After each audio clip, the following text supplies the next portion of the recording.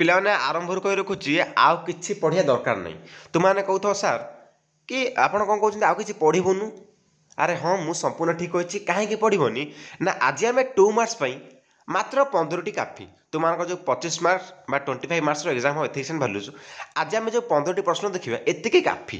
କାହିଁ ବେକାର time waste କରୁଛ? ଆରେ ତୁମମାନଙ୍କ ପାଇଁ 25 ମାର୍କସର ଏକ୍ଜାମ୍ ହେଉଛି ଏଥିକ୍ସ ଆଣ୍ଡ ଭାଲ୍ୟୁଜ୍, ତ ସେଇଭଳିଆ ତୁମେ ପ୍ରଶ୍ନ ପାଇପାରୁନା। ତ ତୁମମାନଙ୍କ ପାଇଁ ଆଜି ଏ ଭିଡ଼ିଓଟି ବହୁତ ଗୁରୁତ୍ୱପୂର୍ଣ୍ଣ।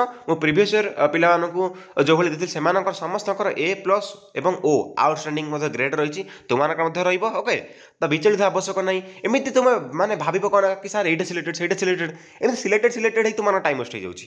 ଓକେ, ତୁମେ ମୂଳ ପାଠ ପାଇପାରୁନା, ଯଦ୍ୱାରା କ'ଣ ହେଉଛି ନା ଏକ୍ଜାମ୍ ଭଲ ରେଜଲ୍ଟ କରିପାରୁନା। ତେଣୁକରି ତୁମମାନେ ଫାଷ୍ଟ ବର୍ଷ ପିଲା ଏକ୍ଜାମ୍ ଭଲ ରେଜଲ୍ଟ କରିବ। ତୁମମାନେ ଏକ୍ଜାମ୍ ଦେଇକି ଆସ କି କହିବ କି ନାଇଁ ସାର୍ ଆପଣ ଯାହା ଦେଇଥିଲେ ତାହା ଆସିଥିଲା କି ନାହିଁ। ଓକେ, ମାତ୍ର ଆଜି 15ଟି ଦେଖିବା, ଅନ୍ୟଥା ଟାଇମ୍ ୱେଷ୍ଟ କରିବାନି। ଏମିତି ଗୋଟେ ଭିଡ଼ିଓ କରିଥିବି 2 ମାର୍କସ୍ ପାଇଁ ସିଲେକ୍ଟେଡ୍ କ୍ୱେଶ୍ଚନ୍, ପୁଣି ଆଉ ଗୋଟେ କରିଥିବି ଏମିତି ବାରମ୍ବାର ତୁମର ଟାଇମ୍ ୱେଷ୍ଟ ହେଉଛି ବା ମୋ ଟାଇମ୍ ମଧ୍ୟ ୱେଷ୍ଟ ହେବ। ତେଣୁକରି ପିଲାମାନେ କ'ଣ କରିବା ନା ମାତ୍ର 15ଟି, ଓକେ, ଯେତିକି ଆବଶ୍ୟକ ମାଷ୍ଟର ମାଇଣ୍ଡ ଯେତିକି ଆବଶ୍ୟକ ଆମେ ସେତିକି ପାଠ ଦେଖିବା। ତୁମମାନେ ସେତିକି ତୁମମାନେ ଆରମ୍ଭରୁ କହିଦେଲି କଥାଟା, ଏଗୁଡ଼ା ତୁମମାନେ କହିବାର ନଥିଲେ ତୁମକୁ କହିଦେଲି। ମାତ୍ର ଏଇ 15ଟି କ୍ୱେଶ୍ଚନ୍ ଦେଖିନିଅ ପିଲାମାନେ। ଆଉ 2 ମାର୍କସ୍ ପାଇଁ ତୁମେ ମାନେ ବିଚଳିତ ହେବନି କି ଏଇଟା ଦେଖିବି କି ସେ ଭିଡ଼ିଓ ଦେଖିବି। ଓକେ, ଟାଇମ୍ ୱେଷ୍ଟ କରିବା ଆବଶ୍ୟକ ନାହିଁ ପିଲାମାନେ। ଏଇ 15ଟି ଭିଡ଼ିଓ ହିଁ ତୁମମାନଙ୍କ ପାଇଁ କାଫି। ଆଉ ଆରମ୍ଭରୁ କହି ରଖୁଛି ପିଲାମାନେ ଆଉ ଗୋଟେ କଥା, ତୁମମାନଙ୍କ ପାଇଁ 1 ମାର୍କସ୍ ପାଇଁ ମାତ୍ର 20ଟି ସିଲେକ୍ଟେଡ୍ କହିସାରିଛି, ମାତ୍ର 20ଟି। ଓକେ, ମାଷ୍ଟର ପ୍ଲାନିଂ କରିସାରିଛି ପିଲାମାନେ। ସମସ୍ତେ କ'ଣ କରିବା ନା ପ୍ଲେଲିଷ୍ଟ ଦେଖିନେବ। 1 ମାର୍କସ୍ ପାଇଁ କେବଳ ଗୋଟେ ଭିଡ଼ିଓ କାଫି, ପ୍ଲେଲିଷ୍ଟ ସେ ଭିଡ଼ିଓଟି ଅଛି। ଓକେ, ମାତ୍ର 20ଟି ସିଲେକ୍ଟେଡ୍ କହିଥିଲି ତାକୁ କହିଦେଇଛି ପିଲାମାନେ। ଆଉ ଆଜି ତୁମମାନଙ୍କ ପାଇଁ ଆଜି 2 ମାର୍କସ୍ କ୍ଲାସ୍, 2 ମାର୍କସ୍ ପାଇଁ ମାତ୍ର 15ଟି କ୍ୱେଶ୍ଚନ୍ କାଫି। ତୁମମାନେ ଆଜି ଯେଉଁ 15ଟି କ୍ୱେଶ୍ଚନ୍ ଆଲୋଚନା କରିବି ସେତିକି କାଫି। ଅନ୍ୟଥା ଅନ୍ୟ ଭିଡ଼ିଓ ଦେଖି ବା ଏଇ ଏଥିକ୍ସ ଆଣ୍ଡ ଭାଲ୍ୟୁଜ୍ରେ ଟାଇମ୍ ୱେଷ୍ଟ କରିବା ଆବଶ୍ୟକ ନାହିଁ। ଅନର୍ସ ଉପରେ ଗୁରୁତ୍ୱ ଦିଅ। ଓକେ, ଆମେ ଆରମ୍ଭ କରିବା ପିଲାମାନେ। ଦେଖିବା ପ୍ରଶ୍ନ କ'ଣ ଅଛି, ବୁଝିଲାଳି ପ୍ରଶ୍ନ। ନୀତି ବିଦ୍ୟା ବା ନୈତିକତା କ'ଣ ଅଟେ? ଆମେ ଏଥିକ୍ସ ଆଣ୍ଡ ଭାଲ୍ୟୁଜ୍ ପଢ଼ୁଛୁ ମାନେ ଫାଷ୍ଟ ଆମକୁ ଜାଣିବାର କର୍ତ୍ତବ୍ୟ, ଆମକୁ ଜାଣିବାର ନିହାତି ଆବଶ୍ୟକ। ଏ ଯେଉଁ ନୀତି ବିଦ୍ୟା କହିଲେ କ'ଣ, ତାପରେ ଭାଲ୍ୟୁଜ୍ କହିଲେ କ'ଣ, ଯେଉଁଟା ମୂଲ୍ୟବୋଧ କହିଲେ କ'ଣ, ସେକେଣ୍ଡରେ ପ୍ରଶ୍ନ ଅଛି। ଓକେ, ଦେଖିବା। ଫାଷ୍ଟ ପ୍ରଶ୍ନ ଅଛି ମୂଲ୍ୟବୋଧ କ'ଣ, ସେକେଣ୍ଡରେ ଯେଉଁଟା ଫାଷ୍ଟ ଦେଖିବା ନୀତି ବିଦ୍ୟା କ'ଣ, ହ୍ୱାଟ୍ ଇଜ୍ ଏଥିକ୍ସ ଯେଉଁଟା ଆମେ କହୁଛେ। ହେଲା, ଦେଖିବା ନୀତି ବିଦ୍ୟା କ'ଣ। ନୈତିକତା ଦେଖ, ଆଉ ଜଣେ କହୁଛ କି ସାର୍ ଇଂଲିଶରେ ପଢ଼ାନ୍ତୁ, ତୁମମାନେ ଇଂଲିଶରେ ନଦେଲେ ଏକ୍ଜାମ୍ ଚଳିବ, ଓଡ଼ିଆରେ ଦେଲେ ମଧ୍ୟ ଚଳିବ। ତେଣୁକରି ଆମର ଏଇ ପିଲା ବହୁତ ଅଛନ୍ତି ଓଡ଼ିଆ, ତ ସେଥିପାଇଁ ମୁଁ ଓଡ଼ିଆରେ କ୍ଲାସ୍ କରୁଛି। ତୁମମାନେ ମଧ୍ୟ ଓଡ଼ିଆ ଲେଖିପାରିବ, କି ସେମିତି କିଛି ନାହିଁ କି ମାର୍କ କଟିଯିବ, ଓନ୍ଲି ଭଲ ମାର୍କ ଆସିବ। ଓକେ, ଦେଖିବା କହିଲା এই যে নৈতিকতা ହେଉଛି ନିୟମର ଏକ ସେଟ୍। ପିଲାମାନେ ନୈତିକତା କ'ଣ? ଆରେ ତା ନୈତିକତା ବୁଦ୍ଧି ନାହିଁ। ଆଉ ଲୋକ କୁହନ୍ତିନି ଗୋଟେ କୁକୁର ଟେକା ପକାଇଦେଲା କି ମାଙ୍କଡ଼ ମାରିଦେଲା କି ଗୋଟେ ଭୁଲ ଭାଲ କାମ କରିଦେଲା, ଲୋକ କୁହନ୍ତିନି ହେ ସେ ପିଲାଟା ନୈତିକତା କାମ ନାହିଁ, ଆଉ ନୈତିକତା ବୁଦ୍ଧି ନାହିଁ। ଆଉ ତ ନୈତିକତା କ'ଣ ପିଲାନି, ଗୋଟେ ନିୟମ ରହିଛି, ଆମେ ତାକୁ ମାନିବା, ଆମେ ସେଇ ଦ୍ୱାରା ସେଇ ନିୟମର କଣ୍ଡକ୍ଟ, ଆମେ ସେଇ ନିୟମ ଦ୍ୱାରା ଆମେ କଣ୍ଡକ୍ଟ ହେବା, ପରିଚାଳିତ ହେବା। ତେଣୁକରି ନୈତିକତା ହେଉଛି ପିଲାମାନେ କ'ଣ, ନିୟମର ସେଠି କିଛି ନିୟମ ଥିବ, ତ ମାନିବାକୁ କିଛି ବାଧ୍ୟ। ସୋସିଆଲ ଏ ସମାଜରେ କିଛି ନୈତିକତା ନାହିଁ, କୋଉଟା ଭୁଲ କାମ କରିଦେଲେ ଲୋକମାନେ ପାଟି କରନ୍ତିନି। ତେଣୁକରି ନୈତିକତା କ'ଣ, ଏକ ନିୟମର ସେଟ୍ ଯାହା ଜଣେ ବ୍ୟକ୍ତିର ଆଚରଣ ନିର୍ଣ୍ଣୟ କରେ, ଗୋଟେ ବ୍ୟକ୍ତିର ବିହେଭିୟର କେମିତି, ସେଟା ସେ ଲୋକଟା କେଉଁ ଟାଇପ୍ର, ତାକୁ ଆମେ ସେଠି ଜାଣିପାରିବା ତା ନୈତିକତାରୁ। ସିମ୍ପଲ କଥା, ଏଇ ନୈତିକତା ନୀତିର ଏକ ପ୍ରଣାଳୀ ଯାହା ଠିକ୍ କିମ୍ବା ଭୁଲ ନିର୍ଣ୍ଣୟ କରେ। ନୀତିର ଏକ ପ୍ରଣାଳୀ ପିଲାମାନେ କେଉଁ କାମ କରିବା ଠିକ୍ କିମ୍ବା କେଉଁ କାମ କରିବା ଭୁଲ, ଏହା କ'ଣ ନିର୍ଣ୍ଣୟ କରିଥାଏ। ଓକେ, ଡିସିସନ୍ ନେଇଥାଏ। ନୈତିକତା ଠିକ୍ କିମ୍ବା ଭୁଲ ବିଷୟରେ ମଧ୍ୟ ପରିକଳ୍ପନା କରେ। ଏତେ ଲିଖିଦେବ ତୁମେ 2 ମାର୍କସ୍ ପାଇଯିବ। ତଥାପି ତୁମେ 4-5 ଧାଡ଼ି ଲେଖିଦେବ। ଆଉ କ'ଣ ନା ଏହା ଜଣେ ବ୍ୟକ୍ତିକୁ ଏକ ନିର୍ଦ୍ଦିଷ୍ଟ କାର୍ଯ୍ୟରେ ଅନୁସରଣ କରିବା ବାଧ୍ୟ କରିଥାଏ। କ'ଣ ନା ଜଣେ ବ୍ୟକ୍ତିକୁ ଏଇ କାର୍ଯ୍ୟଟା କରିବା ପାଇଁ ନିହାତି ଜରୁରୀ, ତ ସେମିତି ତାକୁ ବାଧ୍ୟ କରିଥାଏ। ଓକେ, ତେଣୁକରି ସେଇ କାର୍ଯ୍ୟଟା କଲେ ହିଁ ଲୋକମାନେ କହିଲେ ତାର ନୈତିକତା ଅଛି। କ୍ଲିୟର ତ? ଏଇଟା କିଛି ବାହାଦୁର କଥା କହିଲାନି। ତାପରେ ମୂଲ୍ୟବୋଧ କ'ଣ ପିଲା, କିଛି କଷ୍ଟ ପାଠ ନାହିଁ। ଇସୋଲେଟେଡ୍ ଓମେନ୍ସ, ନାରୀମାନଙ୍କ ସମ୍ପର୍କରେ ତୁମେ ଯେଉଁ ବିଭିନ୍ନ ପ୍ରକାର ସମସ୍ୟା ଘଟଣାବଳୀ, ନାରୀମାନଙ୍କୁ କିଭଳି ଭାବରେ ସମାଜରେ ଅବହେଳିତ କରାଯାଉଛି, ନିର୍ଯାତନା ଦିଆଯାଉଛି, ସେଇଭଳିଆ ସବୁ ଟପିକ୍ ତୁମେ ପଢ଼ୁଛ। ଏ ବିଷୟରେ କିଛି ଟପିକ୍ ନାହିଁ। ସେକେଣ୍ଡ ସେମିଷ୍ଟର ତୁମେ ପଢ଼ିବ ତୁମେ ଗୁଡ୍ ସିଟିଜେନସିପ୍, ଇଣ୍ଡିଆନ୍ କନଷ୍ଟିଟ୍ୟୁସନ୍, ଏଗୁଡ଼ା ସବୁ ପଢ଼ିବ। ଓକେ, ସେ ଲାଷ୍ଟ ସେଟା ରହିବ। ଦେଖିବା ମୂଲ୍ୟବୋଧ କ'ଣ ଗୋଟେ, ଦେଖିବା ଧ୍ୟାନ ଦିଅ। ମୂଲ୍ୟବୋଧ ହେଉଛି ସେଇ ବିଶ୍ୱାସ ଯାହା ପାଇଁ ଜଣେ ବ୍ୟକ୍ତିର ସ୍ଥାୟୀ ପସନ୍ଦ ଥାଏ। ସ୍ଥାୟୀ ପସନ୍ଦ କ'ଣ ମାନେ ସେ କହିବ କି ନାହିଁ ଏଇଟା ହିଁ ମୁଁ ଆକୁ ହିଁ ପ୍ରାଧାନ୍ୟ ଦେବି। ହେଲା, ମୂଲ୍ୟବୋଧ ହେଉଛି ବ୍ୟକ୍ତିଗତ ବିଶ୍ୱାସ। ଦେଖ ଗୋଟେ ଧନ୍ୟ ଗୋଟେ ଏକ୍ଜାମ୍ପଲ୍ ଦେଉଛି, ଗୋଟେ ମନ୍ଦିର, ଆମ ଗାଁର ଗୋଟେ ମନ୍ଦିର କି ତୁମମାନଙ୍କ ଗାଁର ଗୋଟେ ମନ୍ଦିର ଅଛି ଗ୍ରାମରେ, ତ ସେ ମନ୍ଦିର କାହା ପାଇଁ ମୂଲ୍ୟବାନ, କାହା ପାଇଁ ମୂଲ୍ୟ ନଥାଏ। କି ମନ୍ଦିର ଯିଏ ଭଗବାନ ବିଶ୍ୱାସ କରନ୍ତି ତା ପାଇଁ କିଛି ମୂଲ୍ୟ ନାହିଁ। ତାର ମୂଲ୍ୟ ତ କ'ଣ, ବ୍ୟକ୍ତିଗତ ବିଶ୍ୱାସ। ଜଣ ମାନେ ପର୍ସନାଲ କ୍ଷେତ୍ରରେ ଅଲଗା ଗୋଟେ ବାଇକ୍ କାହା ପାଇଁ ଜରୁରୀ, କାହା ପାଇଁ ଜରୁରୀ ନୁହଁ, କଥା ହେଲା ସେଇଭଳିଆ। ହେଲା, ମୂଲ୍ୟ ଦେଉଛି କ'ଣ, ବ୍ୟକ୍ତିଗତ ବିଶ୍ୱାସ ଯାହା ଲୋକଙ୍କୁ ଗୋଟିଏ ବର୍ଗରେ କାର୍ଯ୍ୟ କରିବାକୁ ପ୍ରେରିତ କରିଥାଏ। ଗୋଟେ ବର୍ଗ ତାଙ୍କ ବାହାରିଯାଏ, ଇଏ ଏମିତି ଲୋକ, ସେ ସେମିତି ଲୋକ। ହେଲା, କି କାହାକୁ ଭ୍ୟାଲୁ ଦିଏ।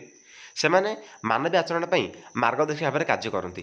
ସାଧାରଣ ଲୋକମାନେ ଯେଉଁ ମୂଲ୍ୟବୋଧ ସହିତ ବଢ଼ନ୍ତି ତାହା ଗ୍ରହଣ କରିବାକୁ ସ୍ଥିର କରନ୍ତି। ତେଣୁ ଆମେ ଲୋକମାନେ ଯେଉଁଟା ମୂଲ୍ୟବୋଧ ଆମେ ଯାହାକୁ ଭ୍ୟାଲ୍ୟୁ ଦେଇ ଆସୁଛୁ ଆମ ପୂର୍ବପୁରୁଷମାନେ ଆମେ ତାକୁ ହିଁ ଭ୍ୟାଲ୍ୟୁଜ୍ ଦେଉଛେ। ନାଇଁ ବାପା ମାଆଙ୍କୁ ଏମିତି ବାପା ମାଆଙ୍କୁ ଏମିତି ରେସ୍ପେକ୍ଟ ଦିଆଯାଏ, ଠାକୁରଙ୍କୁ ବିଶ୍ୱାସ କରାଯାଏ, ଏଇଭଳିଆ ସବୁ କଥା ସାଧାରଣ କଥାର ସବୁ। ତେଣୁକରି ଏଥିକ୍ସ ଆଣ୍ଡ ଭ୍ୟାଲ୍ୟୁଜ୍ ଏଇ ଯେଉଁ ଜ୍ଞାନଟା ହେଲା, ଏଥିକ୍ସ ଆଣ୍ଡ ଯେଉଁ ଭ୍ୟାଲ୍ୟୁଜ୍ ଜ୍ଞାନଟା ନିହାତି ରହିବା ଗୋଟେ ଆବଶ୍ୟକ, ନିହାତି ଜାଣିବା ଆବଶ୍ୟକ। ଏଥିକ୍ସ ଆଣ୍ଡ ଭ୍ୟାଲ୍ୟୁଜ୍ ମୂଲ୍ୟ କ'ଣ? ଦେଖିବା ଗ୍ଲାସ୍ ସିଲିଂ କ'ଣ ପିଲା, ଏଇଟା ଗୋଟେ ଭେରି ଇମ୍ପୋର୍ଟାଣ୍ଟ ପ୍ରଶ୍ନ। ଗ୍ଲାସ୍ ସିଲିଂ, ଗ୍ଲାସ୍ ସେଠି ସିଲିଂ ହେଇଯାଇଛି ମାନେ ବନ୍ଦ ହେଇଯାଇଛି। ଦେଖିବା କ'ଣ ମାନେ କେଉଁ ଟାଇପ୍ର କହିଲା, ମହିଳାମାନଙ୍କର ସାମର୍ଥ୍ୟ। ସେ ଦେଖ ତୁମମାନଙ୍କର ଫାର୍ଷ୍ଟ ସେମିଷ୍ଟର ଟପିକ୍ ହିଁ ରହୁଛି ଇସ୍ୟୁଲେଟେଡ୍ ଓମେନ୍, ନାରୀମାନଙ୍କ ସମ୍ବନ୍ଧରେ ବିଭିନ୍ନ ପ୍ରକାର କାର୍ଯ୍ୟାବଳୀ ଘଟଣାବଳୀ, ତାଙ୍କୁ ସମାଜରେ କେମିତି ସବୁ ଅବହେଳା ଦେଖାଯାଉଛି, ସୁଯୋଗ ଦିଆଯାଉନି, ଏଇଭଳିଆ ଟପିକ୍ ସବୁ ପଢ଼ୁଛ। ତେଣୁକରି ସେଇ କଥା ସବୁ ଉଠିଛି, ମହିଳାମାନଙ୍କ କଥା ତୁମମାନଙ୍କର ସବୁ ମାନେ କୋଶ୍ଚିନ୍ ରହିଛି। କହିଲା ମହିଳାମାନଙ୍କର ସାମର୍ଥ୍ୟ, ତାଙ୍କ କାପାବିଲିଟି, ସେମାନଙ୍କର ମାତୃତ୍ୱ ଭୂମିକା ଏବଂ ଯନ୍ତ୍ରଣା ଭାର ଉପରେ ସାଧାରଣ ପକ୍ଷପାତ ସେମାନଙ୍କୁ କ୍ୟାରିୟରର ଶୀର୍ଷରେ ପହଞ୍ଚିବାକୁ ବାରଣ ହୋଇଯାଇଥାଏ। ଦେଖ ଗ୍ଲାସ୍ ସିଲିଂ କ'ଣ ନା, ସେମାନେ ସେ ଗୋଟେ ଗ୍ଲାସ୍ ଭିତରେ ଅବରୁଦ୍ଧ ହୋଇ ରହିଯାଇଛନ୍ତି, ସେମାନଙ୍କୁ ବାହାରକୁ ଆସିବାକୁ ଦିଆଯାଉନି, ସେମାନଙ୍କୁ କୌଣସି ପ୍ରକାର କର୍ମକ୍ଷେତ୍ରରେ କୌଣସି ମାନେ କ୍ୟାରିୟର ମାନେ ତାଙ୍କ କୌଣସି କର୍ମକ୍ଷେତ୍ରରେ କୌଣସି ପ୍ରକାର ସୁଯୋଗ କ୍ଷେତ୍ରରେ ତାଙ୍କୁ ମାନେ କ'ଣ ଆମେ ସୁଯୋଗ ଦେଉନି, ଇଏସନ୍। ତେଣୁକରି ସେମାନେ କ'ଣ ହେଲା ନା ବଞ୍ଚିବାକୁ ପହଞ୍ଚିବାକୁ ବାରଣ କରାଥାଏ, ରେଷ୍ଟ୍ରିକ୍ସନ୍ ରହିଯାଇଛି। ରେଷ୍ଟ୍ରିକ୍ସନ୍ ପରିବାର କ୍ଷେତ୍ରରେ ହେଉ, ସମାଜ କ୍ଷେତ୍ରରେ ହେଉ, ଏ ନାରୀ ଲୋକ ଏଇଟା କରିପାରିବେନି, ସେ ଲୋକ ଏଇଟା କରିପାରିବେନି, କି ଗୋଟେ ଝିଅ ପିଲାଟେ ଏ କାର୍ଯ୍ୟ କରିପାରିବନି, ଝିଅ ପିଲା ଏ କାର୍ଯ୍ୟ କରନ୍ତିନି, ଏଇଭଳିଆ ସବୁ ଧାରଣା ସବୁ କ'ଣ ତାଙ୍କୁ ଗ୍ଲାସ୍ ସିଲିଂ କରିଦେଇଛି, ଗ୍ଲାସ୍ ତାଙ୍କୁ ସିଲିଂ କରିଦେଇଛି। ବ୍ୟକ୍ତିଗତ କ'ଣ ପିଲାମାନେ ବ୍ୟକ୍ତିଗତ ସିଡ଼ିରେ ମହିଳାମାନଙ୍କୁ ଶେଷରେ ପହଞ୍ଚିବା ପାଇଁ ମହିଳାମାନଙ୍କ ପାଇଁ ଏହି ଅସୁବିଧା ପ୍ରତିକ୍ରିୟା ଗ୍ଲାସ୍ ସିଲିଂ ଭାବରେ ଜଣାଶୁଣା। ତେଣୁ ଆମେ କ'ଣ କହୁଛେ ନା ଗ୍ଲାସ୍ ସିଲିଂ, ଏସବୁ କ'ଣ ଆଗକୁ ଯାଇପାରୁନାହାନ୍ତି। ଠିକ୍ ଇଏ ସାର୍ ନା ବୁଝିଗଲା ତ, କିଛି ବାଦ କଥା ଏସବୁ ଲେଖିବ। ତ ଭାବ ନା କି ସାର୍ ଇଏ ଏମିତି ଲେଖିଛି, ଏମିତି ଷ୍ଟାର୍ଟିଂ କରିଛି, ମୁଁ ଏମିତି ଲେଖି ଆକୁ ବାରମ୍ବାର ଘୋଷିବି, ମୋ ସାନ ଥିଲେ ତୁମମାନେ ବାଡ଼େଇଥାନ୍ତି, କେହି ଘୋଷିବନି ପିଲାମାନେ। ଆଉ ଗୋଟେ ବୁଝ, ତୁମମାନେ ଗୋଟେ ଆରମ୍ଭ କରିବା ଅଲଗା ଟାଇପ୍ର ବୁଝିଲେ କ୍ଲାସ୍ ସିଲିଂ ଏଇ ଟାଇପ୍ର ତୁମେ କହିପାରିବ ସାମାଜିକ କ୍ଷେତ୍ରରେ ମହିଳାମାନଙ୍କୁ କେଉଁପରି ଭାବରେ ବିଭିନ୍ନ କାର୍ଯ୍ୟ ସୁଯୋଗ ଏବଂ ସରକାରୀ ଏବଂ ବେସରକାରୀ କ୍ଷେତ୍ରରେ ତାଙ୍କୁ ଅବରୋଧ କରାଯାଉଛି, ହୀନ ଦୃଷ୍ଟିରେ ଦେଖାଯାଉଛି, ଏମିତି ଗୋଟେ ଲେଖିଦେବ ସାରିଦେବ ନା, ସେ ତୁମେ ଭୁଲ ମାରିଦେବ କି? କେହି ଭୁଲ ମାରିବେନି ନା, ଏଇଟା ଯେଉଁଟା ଲେଖାଯାଇଛି ଏଇଟା 100% ରାଇଟ୍, ଆଉ ଯେ ଲେଖିଲେ ଭୁଲ ହେଇଯିବ ନା। ତୁମେ ଯାହା ବୁଝିବ ଯିଏ ଯେମିତି ତାକୁ ରିପ୍ରେଜେଣ୍ଟ କରିବ ପରୀକ୍ଷାରେ। ଓକେ, ରିଏଲ୍ କଥା ଜାଣିବା, ରିଏଲ୍ କଥା ଯେତିକି ଆବଶ୍ୟକ ସେତିକି କଥା ଜାଣିବା, ଅନ୍ୟ ଟାଇମ୍ ୱେଷ୍ଟ କରିବାନି। ଦେଖିବା ଯୌନ ଚାଳନା କ'ଣ, ଏଇଟା ମାନେ repeated question all university all ମାନେ ତୁମମାନଙ୍କର ଅଟୋନମସ୍ କଲେଜ ଗୋଟେ ରିପିଟେଡ୍ କ୍ୱେଶ୍ଚିନ୍ ପିଲାମାନେ ଦେଖିପାରୁଥିବ। ଯୌନ ଚାଳନା ପିଲାମାନେ ଏଇଟା ମଧ୍ୟ ତୁମମାନଙ୍କ ପାଇଁ ଇମ୍ପୋର୍ଟାଣ୍ଟ ପ୍ରଶ୍ନ, ଏଇଭଳି ସବୁ ପ୍ରଶ୍ନ ଆସିବ ପିଲାମାନେ। ଓକେ, ଦେଖିବା ଯେ ତୁମମାନଙ୍କୁ କହିଦେବ ହଁ ପିଲାମାନେ ଏଇ ପ୍ରଶ୍ନଟା 100% ତମ ୟୁନିଭର୍ସିଟି ଆସିବ, ସେମିତି ନୁହେଁ ପିଲାମାନେ। ଏଇଭଳିଆ ଯେଉଁ 15ଟା ପ୍ରଶ୍ନ ଆଲୋଚନା କରୁଛି ଆର ଭିତରୁ ହିଁ ଆସିବ। ଓକେ, କିଛି ବାହାରି ଆସିବନି, ଏଇଭଳିଆ ପ୍ରଶ୍ନ ଆସିବ। ଓକେ, ଏଠି କହି ଜଳଚାଳନା କ'ଣ, ଏଠି ତୁମମାନେ ଆସିବ ଜଳଚାଳନା ସମାଜରେ କିପରି ହେଉଛି, କିପରି ରୋକାଯାଇପାରିବ, କି ଜଳଚାଳନା କ'ଣ ସଂକ୍ଷେପରେ ଲେଖ। ଓକେ, ଦେଖିବା କହିଲା ଯୌନ ଶୋଷଣ ଉଦ୍ଦେଶ୍ୟରେ କ'ଣ ପିଲାମାନେ, ଯୌନ ଏଠି ଚାଳନା ହେଉଛି, ଚୋରି ଚାଳନା ହେଉଛି, ଲୁଚେଇକି ନିଆଯାଉଛି। ତେଣୁ କ'ଣ ଯୌନ ଶୋଷଣ ଉଦ୍ଦେଶ୍ୟରେ ଝିଅ ଓ ମହିଳାମାନଙ୍କୁ ଚୋରାଚାଲାଣକୁ ଯୌନଚାଳନା କୁହାଯାଏ। କ'ଣ ପିଲାମାନେ ନା ମହିଳାମାନଙ୍କୁ ନିଆଯାଏ ଏବଂ ଟଙ୍କା ବିକ୍ରି କରାଯାଏ। ଯୌନଚାଳନା ମଧ୍ୟରେ ପାକିସ୍ତାନ, ଥାଇଲାଣ୍ଡ, ଚୀନ, ଭାରତ ଆଉ କିଏ ରହିଲା ନା ବାଂଲାଦେଶ ଶୀର୍ଷ 10 ଦେଶ ମଧ୍ୟରେ ଅଛନ୍ତି। ଜାଣିପାରିଲ, ସେମାନଙ୍କୁ ମନ୍ଦ ଦେଶ ନିଆଯାଏ, ସେମାନଙ୍କୁ ବିଭିନ୍ନ ପ୍ରକାର କ'ଣ ମନ୍ଦ କାର୍ଯ୍ୟରେ ନିୟୋଜିତ କରାଯାଏ। ହେଲା, ତୁମେ ସବୁ ଜାଣିପାରୁଥିବ ପିଲାମାନେ, ଏଇଭଳିଆ ସବୁ ହେଉଛି। ତେଣୁ ମାନେ ଏକ୍ଜାମ୍ପଲ୍ ଦେଇଦେବ କେଡ଼େ ଦେଶ ନା ଜଳଚାଳନା ମଧ୍ୟରେ କିଏ ପାକିସ୍ତାନ, ଭାରତ, ଥାଇଲାଣ୍ଡ, ଚୀନ, ବାଂଲାଦେଶ ଏସବୁ କ'ଣ ଟପ୍ 10 ଦେଶ ମଧ୍ୟରେ ଅଛନ୍ତି ନା ପିଲାମାନେ। ତାପରେ ଭୂମିକା ଦ୍ୱନ୍ଦ୍ୱ କ'ଣ, ଏଇଟା ଗୋଟେ ପିଲାମାନେ ରିପିଟେଡ୍ କ୍ୱେଶ୍ଚିନ୍, ଏଇଟା ମଧ୍ୟ ଭେରି ଇମ୍ପୋର୍ଟାଣ୍ଟ ପିଲାମାନେ। ଭୂମିକା ଦ୍ୱନ୍ଦ୍ୱ ତୁମେ ଏଇଠି ବୁଝିପାରିବ, ତୁମେ ବୁଝିପାରୁନଥିବ କି ସାର୍ ଭୂମିକା ଦ୍ୱନ୍ଦ୍ୱ କ'ଣ। ଦେଖ ନାରୀମାନଙ୍କର ଯେଉଁ ଘରେ ଗୋଟେ କାର୍ଯ୍ୟ ରହୁଛି, ବାହାରେ ଗୋଟେ କାର୍ଯ୍ୟ ରହୁଛି। ଘରେ ସେ କ'ଣ ମାନେ ବିଭିନ୍ନ ପ୍ରକାର ରୋଷେଇ କାର୍ଯ୍ୟ କରୁଛନ୍ତି, ବିଭିନ୍ନ ପ୍ରକାର ଆମ ପାଇଁ ସେ ବିଭିନ୍ନ ପ୍ରକାର କାର୍ଯ୍ୟ କରୁଛନ୍ତି, ପୁଣି ବାହାରେ ଆଉ ଗୋଟେ କାର୍ଯ୍ୟ କରୁଛନ୍ତି। ତେଣୁ ଗୋଟେ କ'ଣ ଭୂମିକା ଦ୍ୱନ୍ଦ୍ୱ ରହୁଛି। ଦେଖ ପିଲାମାନେ, ଘର ବାହାରେ କାମ କରୁଥିବା ମହିଳାମାନେ ଦୁଇଟି ବିପରୀତ ଦୁନିଆରେ କାର୍ଯ୍ୟ କରନ୍ତି, ଘର ଜଗତ ଏବଂ କାର୍ଯ୍ୟ ଜଗତ। ଅଫିସ୍ ଗଲେ ଅଫିସରେ କାମ କରୁଥିବେ, ଘରେ ପାଇଁ ଘରେ କାମ କରନ୍ତି। ଉତ୍ତମ ତାଙ୍କଠାରୁ ସର୍ବୋତ୍ତମ ସେବା ଚାହୁଁଛନ୍ତି, ଏଠି ଉତ୍ତମ ନ ପିଲାମାନେ ପ୍ରିଣ୍ଟିଂ ମିଷ୍ଟେକ୍। ଓକେ, ଏଠି ପୁରୁଷ ତାଙ୍କଠାରୁ ସର୍ବୋତ୍ତମ ସେବା ଚାହୁଁଛନ୍ତି। ପୁରୁଷ ଚାହୁଁଛନ୍ତି ହଁ ସେ ବାହାରେ ଖଟିକି ଆସୁ, ଘରେ ଖଟୁ, ମୋତେ ଏଇଟା କରିଦେଉ, ଚା କରିଦେଉ, ଏଇଟା ମୋତେ ଭାତ କରିଦେଉ, ଏଇଟା ଡାଲି ଦେଉ ତାଙ୍କ ପିଲାମାନେ। ଏହା କାର୍ଯ୍ୟରତ ମହିଳାମାନଙ୍କ ପାଇଁ ଏକ ଭୂମିକା ଦ୍ୱନ୍ଦ୍ୱ ଅଟେ, ଭୂମିକା ସୃଷ୍ଟି କରିଥାଏ। କାର୍ଯ୍ୟରତ କ'ଣ ଯେଉଁମାନେ ସବୁ ଜବ୍ କରୁଛନ୍ତି, ଯେକୌଣସି ପ୍ରକାର ମାନେ ବିଭିନ୍ନ ପ୍ରକାର କର୍ମସଂସ୍ଥା ରହିଛନ୍ତି, ସେମାନଙ୍କ ପାଇଁ କ'ଣ କରୁଛି ଭୂମିକା ଦ୍ୱନ୍ଦ୍ୱ ସୃଷ୍ଟି କରୁଛି। ବୁଝିଲେ ତ କଥା, ଏଠି କାର୍ଯ୍ୟ କରୁଛନ୍ତି, ସେଠି ଏଠି ବି କାର୍ଯ୍ୟ କରୁଛନ୍ତି। ଏଠି କ'ଣ ହେଲା ଭୂମିକା ସେମାନଙ୍କ ଦ୍ୱନ୍ଦ୍ୱ ହେଲା, ମାନେ ତାଙ୍କ ରୋଲ୍ଟା ହେଲା, ତାଙ୍କ ଯେଉଁ ୱାର୍କ ରୋଲ୍ଟା। ଓକେ, ଦେଖିବା ନେକ୍ସଟ 6 ନମ୍ବର ପ୍ରଶ୍ନଟା କେଉଁଭଳିଆ ଆସିଲା ଦେଖିବା।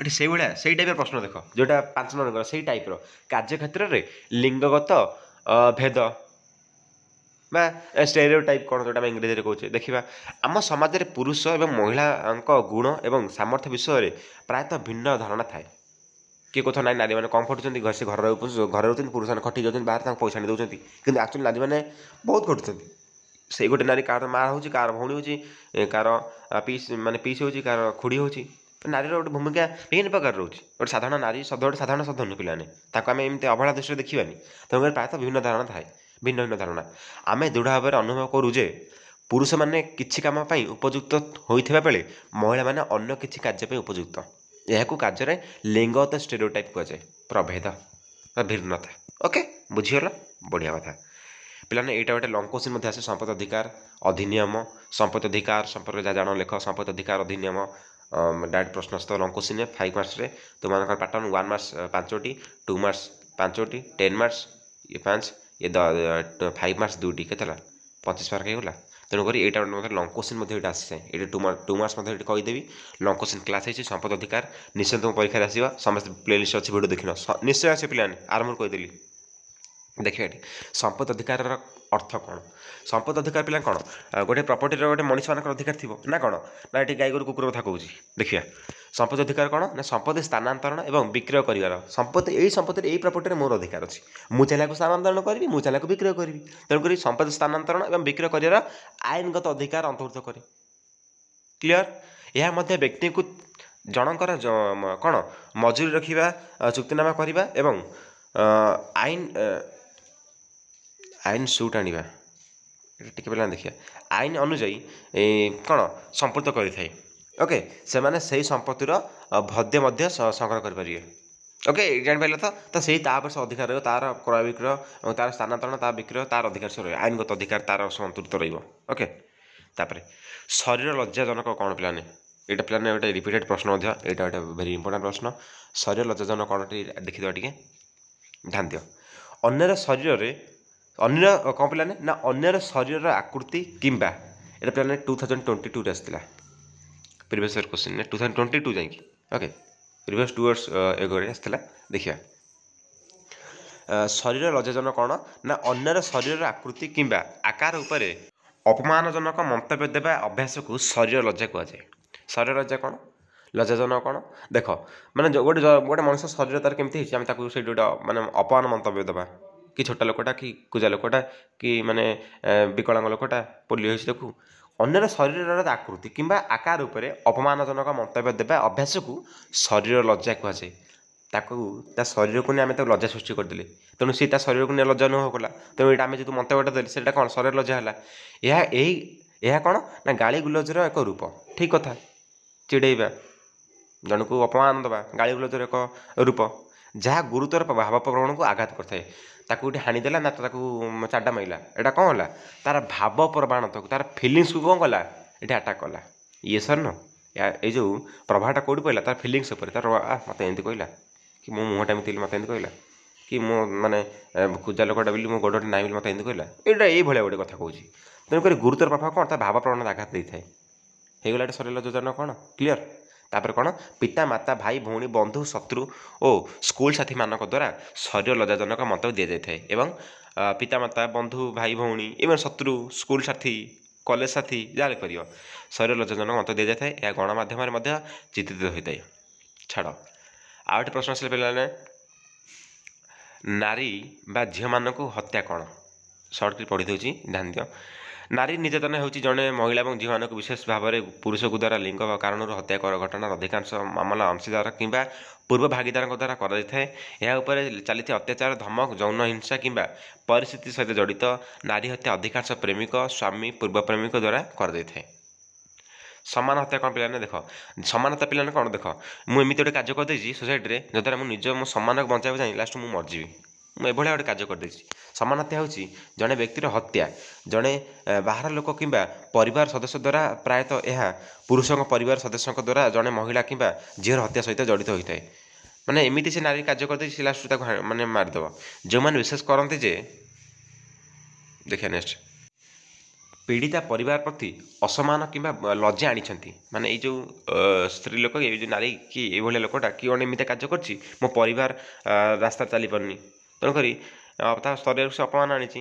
ଏହା ପଛରେ ପ୍ରେମ କିମ୍ବା ବିବାହ, ଆନ୍ତର୍ଜାତିକ ବିବାହ, ସମଲିଙ୍ଗୀ ବିବାହ ସମ୍ପର୍କ, ଛାଡ଼ପତ୍ରକୁ ବୟସ୍କଙ୍କ ଅବମାନନା, ବୟସ୍କଙ୍କ ସହିତ ଯୁକ୍ତିତର୍କ, ଲୋକଙ୍କ ସହ ବୁଲିବା ହେଲା କି କାହା ସହ ବୁଲିବାକୁ ସେ ଯାଇଥିଲା ବୋଲି, କି ବିଳମ୍ବିତ ରାତିରେ ଆସିବା, କି କେଉଁ ପାର୍କରେ ବସିବା, ଏଇଭଳିଆ ସବୁ ଘଟଣା ଦ୍ୱାରା ମାନେ ଭଲ କାମ ନୁହେଁ ଏଇଭଳିଆ ସବୁ ଷ୍ଟେପ୍ଟା ନିଆଯାଏ। ତାର ଘର ହିଂସା କ'ଣ, ଫ୍ୟାମିଲି ଭାଉଲେନ୍ସ କ'ଣ, ହ୍ୱାଟ୍ ଇଜ୍ ଫ୍ୟାମିଲି ଭାଉଲେନ୍ସ, ସେଇଟା ମଧ୍ୟ ରିପିଟେଡ୍ ପ୍ରଶ୍ନ। ଓକେ, ଆଗ ପିଲାମାନେ ଧ୍ୟାନ ଦିଅ ପିଲାମାନେ, ଏଇଟା ମଧ୍ୟ ଗୋଟେ ରିପିଟେଡ୍ ପ୍ରଶ୍ନ, ପିଲାମାନେ ଧ୍ୟାନ ଦିଅ। କହିଲା ପାରିବାରିକ ହିଂସା ହେଉଛି ପୀଡ଼ିତର ଘର ଭିତରେ କେହି ଜଣେ, ପରିବାର ହିଂସା କ'ଣ ବାହାରଟା ହେବ ନା ସେଇ ପରିବାର ହେବ। ତେଣୁ ପାରିବାରିକ ହିଂସା ହେଉଛି କ'ଣ, ପୀଡ଼ିତର ଘର ଭିତରେ କେହି ଜଣେ କରିଥିବା ହିଂସା। ଏଥିରେ ଅଂଶୀଦାର ଏବଂ ପୂର୍ବତନ ଅଂଶୀଦାର, ଅନ୍ୟ ସମ୍ପର୍କୀୟ ବନ୍ଧୁ ପରିବାର ସଦସ୍ୟ ଏଥିରେ ମଧ୍ୟ ଅନ୍ତର୍ଭୁକ୍ତ। ଅପରାଧୀ ଏବଂ ପୀଡ଼ିତାଙ୍କ ମଧ୍ୟରେ ଘନିଷ୍ଠ ସମ୍ପର୍କ ଥିବାବେଳେ ଏହି ଘରୋଇ ହିଂସା ଶବ୍ଦ ବ୍ୟବହୃତ ହୁଏ। ଶାରୀରିକ ହିଂସା ବା ଘରୋଇ ହିଂସା ଯୌନ, ଶାରୀରିକ କିମ୍ବା ମାନସିକ ପରି ଅନେକ ରୂପରେ ଦେଖାଯାଇଥାଏ। କ୍ଲିୟର ପିଲାମାନେ? ତାପରେ ଆଉ ଗୋଟେ ପିଲାମାନେ ଆଉ 8ଟା ରହିଲା, ସରି ତୁମମାନଙ୍କର ଆଉ 3ଟି ରହିଲା। ବ୍ୟାବହାରିକ ବଳାତ୍କାର କ'ଣ ପିଲାମାନେ ଦେଖିବା, ଏଇଟା ତୁମମାନେ ପିଲାମାନେ ଏଇଟା ପଢ଼ିତେ ଭିଡ଼ିଓ ପଜ୍ କରିକି, ଏଇଟା ପଢ଼ୁନି, ଏଇଟା କିଛି ବାହାଦୁରୀ କଥା କହିନି, ଏଇଟା ତୁମମାନେ ପଢ଼ୁଛି। ଲିଙ୍ଗ ଦେୟ ବ୍ୟବଧାନ ଉପରେ ଏକ ସଂକ୍ଷିପ୍ତ ଉତ୍ତର ଲେଖ। ପିଲାମାନେ ଏଇଟା ମଧ୍ୟ ମୋଷ୍ଟ ରିପିଟେଡ୍ କୋଶ୍ଚିନ୍। ଓକେ, ଧ୍ୟାନ ଦିଅ। ଲିଙ୍ଗ ଦେୟ ବିଭେଦନ ବା ଲିଙ୍ଗକୁ ଆମେ ସ୍ତ୍ରୀ ପୁରୁଷକୁ ଆଧାର କରିକି ସେଠି ବ୍ୟବଧାନ ଦିଆଯାଏ। ଓକେ, ସେଠି ବ୍ୟବଧାନ ସୃଷ୍ଟି କରାଯାଏ, ଆମେ ତାକୁ ପେମେଣ୍ଟ କରୁ, ଲିଙ୍ଗ ଦେୟ ବ୍ୟବଧାନ। ଓକେ, ସେଠି ବ୍ୟବଧାନ ସୃଷ୍ଟି କରାଯାଏ କ'ଣ ନା ତାଙ୍କର ଏଇ ଧରଣ ଗୋଟେ କାର୍ଯ୍ୟ କରୁଛନ୍ତି, କେଉଁ କମ୍ପାନୀର କୌଣସି ପ୍ରକାର କର୍ମସଂସ୍ଥାରେ କାର୍ଯ୍ୟ କରୁଛନ୍ତି କି ମୂଲ୍ୟ ଲାଗୁଛନ୍ତି, ଆମେ ସେଠି ପୁରୁଷ ଦେବା 500, ସେଠି ନାରୀ ଦେବା 400, ଏଇଭଳିଆ ଏଟା ହେଲା ଲିଙ୍ଗ ଦେୟ ବ୍ୟବଧାନ। ତାଙ୍କ ଦେୟଟା କ'ଣ ହେଉଛି, ବ୍ୟବଧାନ ସୃଷ୍ଟି କରାଯାଉଛି। ପୁରୁଷ ଏବଂ ମହିଳାଙ୍କ ଦ୍ୱାରା ପ୍ରାପ୍ତ ମଜୁରୀରେ ପାର୍ଥକ୍ୟକୁ ଲିଙ୍ଗ ଦେୟ ବା ଲିଙ୍ଗ ଦରମା ବ୍ୟବଧାନ କୁହାଯାଏ, ଲିଙ୍ଗ ଦେୟ ବ୍ୟବଧାନ କୁହାଯାଏ। ଓକେ, କର୍ମକ୍ଷେତ୍ରରେ ଲିଙ୍ଗଗତ ଭେଦଭାବର ଏହା ଏକ ଲୁକାୟିତ, କିନ୍ତୁ ସମସ୍ତେ ଜାଣିନାହାନ୍ତି, ଲୁକାୟିତ ଲୁଚିକିଛି କର୍ମକ୍ଷେତ୍ରରେ କିନ୍ତୁ ଦୃଢ଼ ସୂଚକ ଅଟେ। ଅସଂଗଠିତ କ୍ଷେତ୍ରରେ ଲିଙ୍ଗ ଦରମା ବ୍ୟବଧାନ ବହୁତ ସାଧାରଣ ଅଟେ। ଜଣେ ପୁରୁଷ ଏବଂ ମହିଳା ନର୍ସ ସମାନ ଦରମା ଗ୍ରହଣ କରନ୍ତି। ତୁମେ ନର୍ସ ସେଠି ଏକ୍ଜାମ୍ପଲ୍ ଦେଇଛି, ତୁମେ ଆଉ କେଉଁ ଏକ୍ଜାମ୍ପଲ୍ ଦେଇପାରିବ, ମାନେ ଗ୍ରହଣ କରନ୍ତି ନାହିଁ।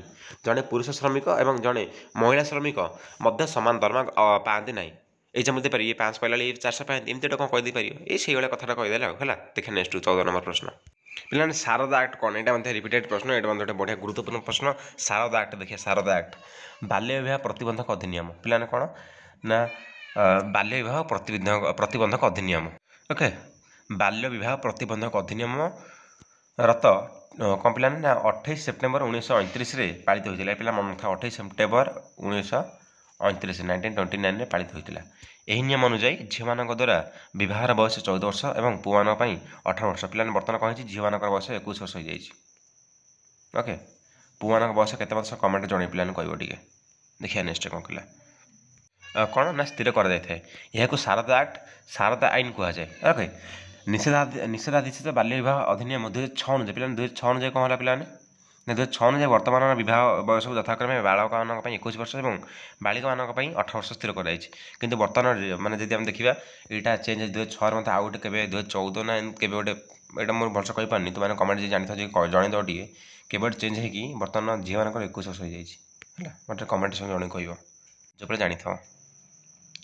ଲାଷ୍ଟ ପ୍ରଶ୍ନ ଆସିଲା କି ଲିଙ୍ଗଗତ ଭାଷା କ'ଣ ପିଲାମାନେ, ଲିଙ୍ଗଗତ ଭାଷା, ଏଇଟା ମଧ୍ୟ ଭେରି ଇମ୍ପୋର୍ଟାଣ୍ଟ ପିଲା, ସର୍ଟ କୋଶ୍ଚିନ୍ ମଧ୍ୟ ଆସେ, ତୁମକୁ ଅଲରେଡ଼ି କହିଥିଲି। ଓକେ, ଦେଖିବା କହିଲା ପିଲାମାନେ ଲିଙ୍ଗଗତ ଭାଷା ତୁମମାନଙ୍କୁ କହିଛି ନା କହିନି, ସର୍ଟ କୋଶ୍ଚିନ୍ ତୁମମାନଙ୍କୁ କହିଥିଲି। ମୁଁ ତୁମକୁ ଗୋଟେ ମ୍ୟାନକାଇଣ୍ଡର ମାନେ ଏକ୍ଜାମ୍ପଲ୍ ଦେଇଥିଲି ନା କ'ଣ, ମ୍ୟାନକାଇଣ୍ଡ ପରିବର୍ତ୍ତେ ମ୍ୟାନ୍ ପାୱାର ମାନେ ଦେବେ, ପୋଲିସ ମ୍ୟାନ୍, ଆମେ ଯଦି ପୋଲିସ ମ୍ୟାନ୍ ପରିବର୍ତ୍ତେ ପୋଲିସ ଅଫିସର ଏକ୍ଜାମ୍ପଲ୍ ଦେବା। ଏସବୁ ଚେୟାର ମ୍ୟାନ୍ ବଦଳରେ ଚେୟାର ପର୍ସନ୍ କହିବା, ଚେୟାର ମ୍ୟାନ୍ କହିବାନି, ପୁରୁଷକୁ ବୁଝାଉଛି, ଚେୟାର ପର୍ସନ୍ ସେଠି କହିବା ଆମେ। ଓକେ, ସେଇଭଳିଆ କଥା କହିଲା, ଯେଉଁ ଭାଷା ଥରେ ଏକ ନିର୍ଦ୍ଦିଷ୍ଟ ଲିଙ୍ଗ ବା ସାମାଜିକ ଲିଙ୍ଗ ପ୍ରତି ପକ୍ଷପାତିତା ଥାଏ ବା ସ୍ତ୍ରୀ ପୁରୁଷଙ୍କ ମଧ୍ୟରେ ପକ୍ଷପାତ ସୃଷ୍ଟି କରିଥାଏ, ପ୍ରଭେଦ ସୃଷ୍ଟି କରିଥାଏ, ସେହି ଭାଷା ଆମେ ବ୍ୟବହାର କରିବାନି, ଏହାକୁ ଲିଙ୍ଗଗତ ଭାଷା କୁହାଯାଏ। ଅନ୍ୟ ଦୈନନ୍ଦିନ ପାରସ୍ପରିକ କଥାବାର୍ତ୍ତା ଏବଂ ବାର୍ତ୍ତାଳାପରେ ବ୍ୟବହୃତ ହେଉଥିବା କେତେକ ଶବ୍ଦ ପୁରୁଷ ପ୍ରଧାନ କ'ଣ ପ୍ରୋଜେକ୍ଟ କରୁଥିବା ବେଳେ କିଛି ଶବ୍ଦ ଏବଂ ବାକ୍ୟ ମହିଳାମାନଙ୍କୁ ଦୁର୍ବଳ କରୁଥାଏ। ଏଇଟା କିଛି ଲେଖିବା ଦରକାର ନାହିଁ। ପ୍ରାଧାନ୍ୟ କରୁଥିବା ବେଳେ କ'ଣ ପିଲାମାନେ ଅନ୍ୟ କିଛି ଶବ୍ଦ କ'ଣ ମହିଳାମାନଙ୍କୁ ଦୁର୍ବଳ କରିଥାଏ, ମନୋଭାବ ଦର୍ଶାଇଥାଏ, ମାନେ ମହିଳାମାନଙ୍କୁ ଦୁର୍ବଳ ମନୋଭାବ ଦର୍ଶାଇଥାଏ। ମହିଳାମାନଙ୍କୁ ଦୁର୍ବଳ କରିବା ପାଇଁ ବ୍ୟବହୃତ ଭାଷା କ'ଣ ଆପତ୍ତିଜନକ ଅଟେ ପିଲାମାନେ। ତେଣୁ ତୁମେ କହିପାରିବ, ତେଣୁକରି ଆମେ ମ୍ୟାନକାଇଣ୍ଡ ପରିବର୍ତ୍ତେ ମ୍ୟାନ୍ ପାୱାର, ପୋଲିସ ମ୍ୟାନ୍ ପରିବର୍ତ୍ତେ ପୋଲିସ ଅଫିସର, कि पुलिस पर्सन चेयरमैन चेयरपर्सन इत्यादि शब्द व्यवहार करिया उचित पे लास्ट प्रश्न 16 प्रश्न ये तुम ये पढ़ ये इंपोर्टां ना तथा जी पढ़ी भल कथा तो भिडियो किट विराम दबा समस्त पे आज आम जो 15टी प्रश्न कहले तो से भाया सब प्रश्न आसो से टाइप ही आसो आर भितर ही किसी आसो है तेणुक 1 मार्क्स क्लास होती 1 मार्क्स 20टी प्रश्न कही सारी समस्त प्ले लिस्ट फॉलो कर अन्यथा 25 मार्क्स एम एथिक्स एंड वैल्यूज ये टाइम वेस्ट करने आवश्यक ना तेणुक से कौन कली तुम बेनिफिट ही मुझे गोटे भिडियो मध्य कही है तो समस्त पे जाने भल कर लिख कहीं छाड़बनी पे समस्त लिखी आंसर दे पार इश्यू रिलेटेड वुमेन ओके तो रोचे जहाँ जहाँ डाउट मतलब कमेंट जनईदेव प्ले लिस्ट समस्त फॉलो कर टेलीग्राम ग्रुप जॉइन हो जाओ जय जगन्नाथ।